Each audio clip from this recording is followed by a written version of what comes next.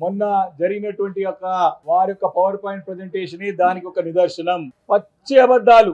ఒకానొక సందర్భంలోనైతే Rayalaseema lift irrigation ని నేనే ఆంధ్రప్రదేశ్ ముఖ్యమంత్రి చంద్రబాబు నాయుడుతో మాట్లాడి ఒప్పించి మెప్పించి ఆపించిన అని చెప్పి గొప్పలు చెప్పుకున్నాడు. ఇదే సభలో, నిండు సభలో రికార్డు ఉన్నది. ఇంకొక అంశం వచ్చి ఈ యొక్క రాయలసీమ లిఫ్ట్ ఇరిగేషన్ నుంచి ఇచ్చినటువంటి స్టేట్మెంట్ ఏదైతే ఉన్నదో నేనే ఆంధ్రప్రదేశ్తో మాట్లాడొప్పించింది దాన్ని ఇచ్చినటువంటి యొక్క స్టేట్మెంట్ ని ఆంధ్రప్రదేశ్ ప్రభుత్వం తీవ్రంగా ఖండించింది. రాయలసీమ లిఫ్ట్ ఇరిగేషన్ పనులు ఆపింది రేవంత్ రెడ్డి గారు చెప్పినందుకు కాదు. ఇది గత ప్రభుత్వంలోనే 2020లోనే అప్పుడున్నటువంటి ప్రభుత్వాల్లో కేసీఆర్ గారు న్యాయపూర్ణం చేసేందుకే ఆగిందని చెప్పి స్పష్టంగా వారి యొక్క ఖండన చూశాం. ముఖ్యమంత్రి గారు తల ఎక్కడ పెట్టుకుంటారు, రేవంత్ గారు ముఖం ఎక్కడ పెట్టుకుంటారు, ఈరోజు సమాధానం చెప్పాల్సిన అవసరం ఉన్నది. రెండో అంశం, చాలా స్పష్టంగా లిఖిత పూర్వకంగా ఉన్నటువంటి అపెక్స్ కౌన్సిల్ లో జరిగినటువంటి 2 మీటింగ్లని వక్రీకరిస్తూ తనకు ఉపన్యాసం కొనసాగించినాడు. దాంట్లో చాలా క్లియర్ గా మినిట్స్ లో రికార్డ్ అయినటువంటి స్టేట్మెంట్ అన్నింటినీ కూడా కిందిది మీదికి పైంది కిందికి చెప్పి తప్పుదో పట్టించే ప్రయత్నం చేసినాడు.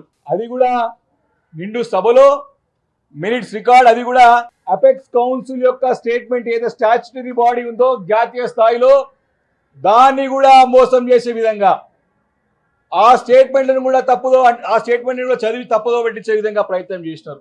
అది అపెక్స్ కౌన్సిల్ 1 and 2 వక్రీకరణ రెండో అంశం. మూడో అంశం, నదీ జలాల యొక్క తాత్కాలికంగా సర్దుబాటు. ఏదైతే కృష్ణా జలాలు రేషియో అవుతున్నదో ఆ రేషియోని అయితే అప్పుడు ఆ సంవత్సరం మటుకి తాత్కాలికంగా సర్దుబాటు చేసేటువంటి ఒప్పందం ఏముందో అది పర్మనెంట్ అయినట్టు, శాశ్వత ఒప్పందం అయినట్టు సభను నమ్మించే ప్రయత్నం చేసి మరొకసారి మోసం చేసినాడు రేవంత్ రెడ్డి గారు.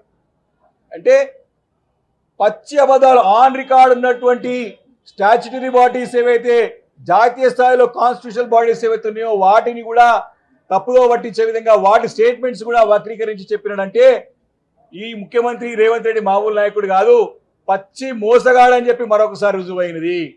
కాబట్టి ఈరోజు బీఆర్ఎస్ పార్టీ తరఫున ఈరోజు మేమందరం కూడా పార్టీ నిర్ణయించుకున్నాం, రేవంత్ రెడ్డి గారిని సభని మరి సభా హక్కులని వాటం కలిగించే విధంగా వారి యొక్క వ్యాఖ్యలు ఉన్నాయి. కాబట్టి వారిపైన మేము ప్రివిలేజ్ మోషన్ని మరి తీసుకోవాలని చెప్పేసి వారి వ్యతిరేకంగా ప్రివిలేజ్ మోషన్ని ఈరోజు అసెంబ్లీ సెక్రటరీ గారికి ఇవ్వడం జరిగింది లిఖిత పూర్వకంగా.